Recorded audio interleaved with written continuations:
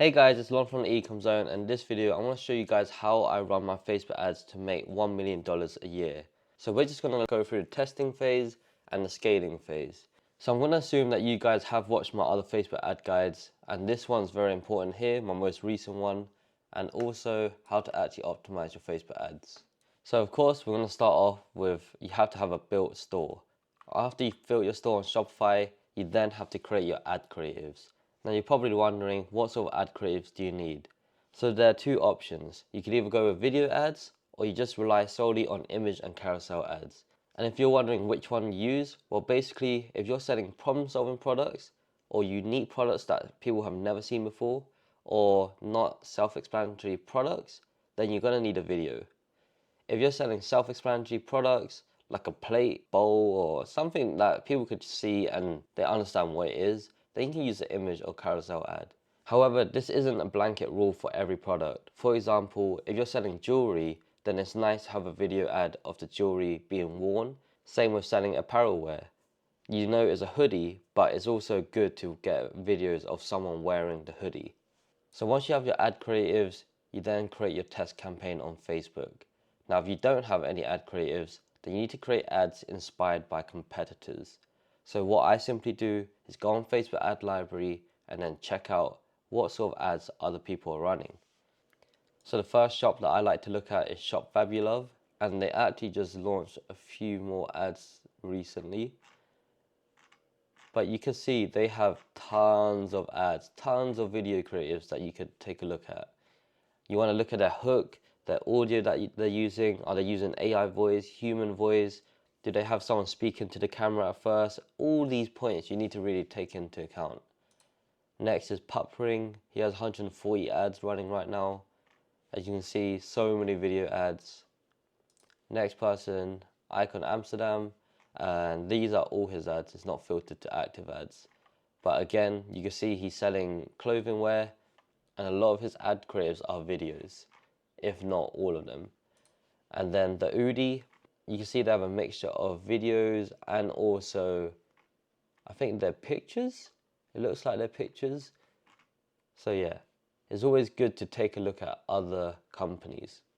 Now, when we create our test campaign on Facebook, it's going to be an ABO campaign. You're going to allocate your budget on the ad set level. This gives you more control of where your budget goes. You could switch off ads and it wouldn't affect the other ad sets. So in this ABO campaign, we're going to have 5 ad sets inside, and we're going to test 4 interests and 1 broad. This way you could test interest vs broad, and also in your interest ad sets, you want the audience size to be around 20 million. And as for countries, I usually recommend doing top 5 or top 8, but I never just focus on one country. And as for the ads, I have 3 ads in each ad set, and then for the budget, it'll be around $5 to $10 per ad set. So once you've launched your test campaign, you're going to let the ads run for 2 whole days. And then you're going to move on to this step here. Do you have any ads with cost per click lower than $1? If yes, then you switch off any ads with cost per click higher than $1, and you keep any ads with cost per click lower than $1. However, it really depends on your product as well. So if you're selling a product that's like $200, then your cost per click is going to be higher. So you're going to have to move the $1 mark higher, because you're going to expect to pay more per click. Now, if you're selling something really cheap, like a $30 product, then your cost per click goal should really be less than 60 cents, because your product is so cheap that you really need your ads to be cheap as well. Now let's just say you don't have any ads with cost per click lower than $1. Then you're going to have to switch off all your ads, and you're going to have to analyze why your ads underperformed, then create new ad creatives and new ad copy, and then add the new ads into existing test campaign. You don't need to create a new campaign. You can literally put all your test creatives into this testing campaign. All you're going to do is just create a new ad set and put your new creatives in there. So let's just say you do have a few ads with a cost per click lower than $1. Then you're going to have to ask yourself, do you have any active ads with any add to carts or checkouts? Now, if you don't have any add to carts or checkouts, then you need to optimize your website. Whether that's your landing page, your cart page, your policy pages, your home page, and then let your ads run for 2 days again and start the whole process again. So the average results for your ads metrics is around $1 for cost per click, $20 for CPM, and 2.5% for click-through rate. And as for your store metrics, the average results is add to cart rate should be around 4%, your checkout initiates should be around 2%, and your purchases at this stage will be around 0 still. You really can't expect purchases at the beginning, and you probably will have to wait a few days until you get your first purchase. So for every 100 visitors, you should have at least 4 add to carts, 2 checkouts, and 1 purchase. Now let's just say you do have some add to carts and checkouts with these active ads, then you go on to the next stage. You want to go to your Shopify analytics to optimize your website and just review the data. Now, is your add to cart rate above 4%? If it's not, then you need to optimize your product pages. Now, if it is above 4%, is your checkout rate around 2%? No, then you need to optimize your cart page and identify the issues. Now, if your checkout rate is above 2%, then on to the next. Is your purchase rate around 1%? No. Well, it's normal to not have purchases after 2 days of running ads. But if you do have purchases, you let your ads run for 2 to 4 more days. And this step here, do the active ads have any purchases? If no, then you still let the ads run for 2 to 4 days. The reason being, as I said before, you can't expect to get sales within the first 2 days. Now, after 2 to 4 days have passed, you need to ask yourself again, do the active ads have any purchases? I forgot to add this here, but basically, if you don't have any purchases still after 5 days of running your ads, then you need to understand your customers and ask yourself why people aren't buying from your website. Because you're getting add to carts, you're getting checkouts, but people aren't buying.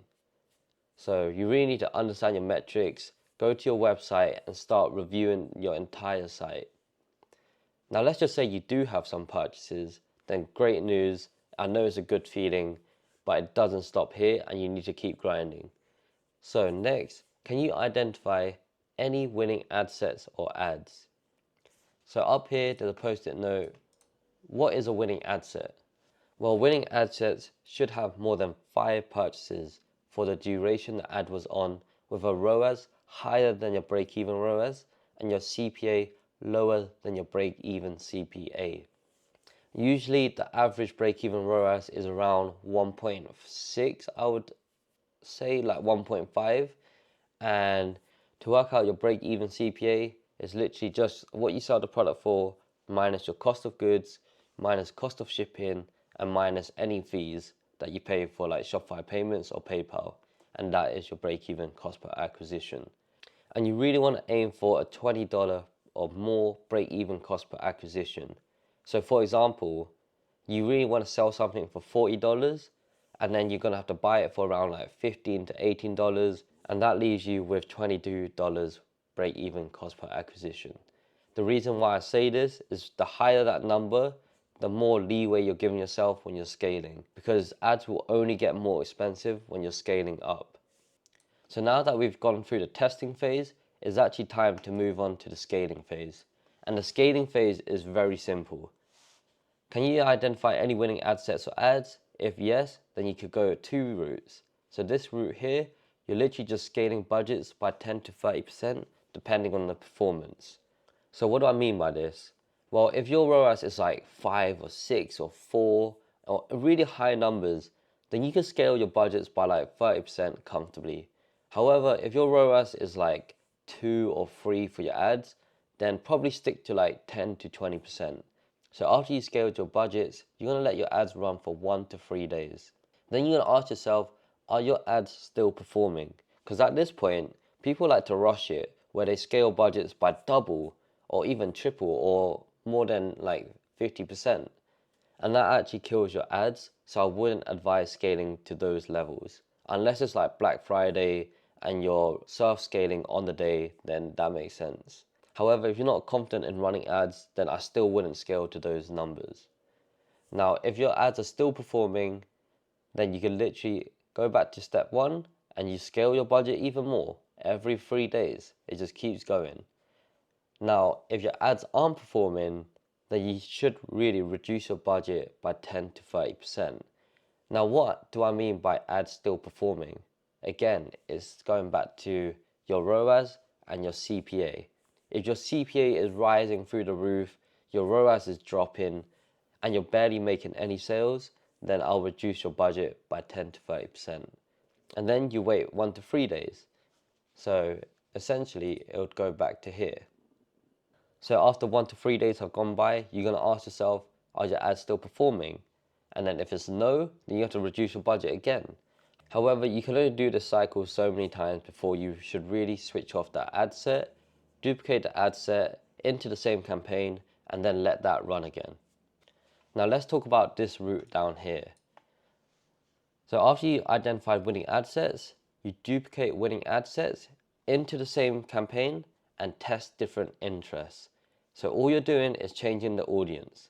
Then you want to delete any underperforming ads in this new ad set. Let's just say you have 3 ads and only one of them was performing. You switch off the 2, delete them from the new ad set, and so you only have 1 left. Now after you have 1 left, you want to duplicate this by 2 times again, so you have 3 ads. However, you want to change the 2 new ads so that you test different primary text, different hooks, different videos. Keep on testing, guys. You want to keep testing because even though you have a winning ad, it doesn't mean it's the best ad, and so you should always keep testing. So as I said, test new ads in these ad sets against your winning ad. Now you let your ads run for 1 to 3 days again, and then you need to ask yourself again, are your ads still performing? And then if not, then you want to kill any underperforming ad sets based on ROAS and CPA. But if your ads are performing, then you could also scale the budget now. So this is also a yes. So with these new ad sets, you could also scale the budgets through here. So scale budgets by 10 to 30%. And then are your ads still performing? Yes. Then you can always duplicate the winning ad sets again and test more interest. And so after a while, this testing campaign is going to get very bulky with loads of ad sets on, and you're going to manage this whole campaign. And yes, it may look a bit messy, but that's why you need to organize yourself and label like your ad sets and ads correctly. And that's it, guys. That's how you test and scale your ads. So I'm going to actually plug this in onto my website for free. So you just download this flowchart. I'm not too sure how yet, but I'm going to get that ready. So you could just go through this flowchart whenever you run ads.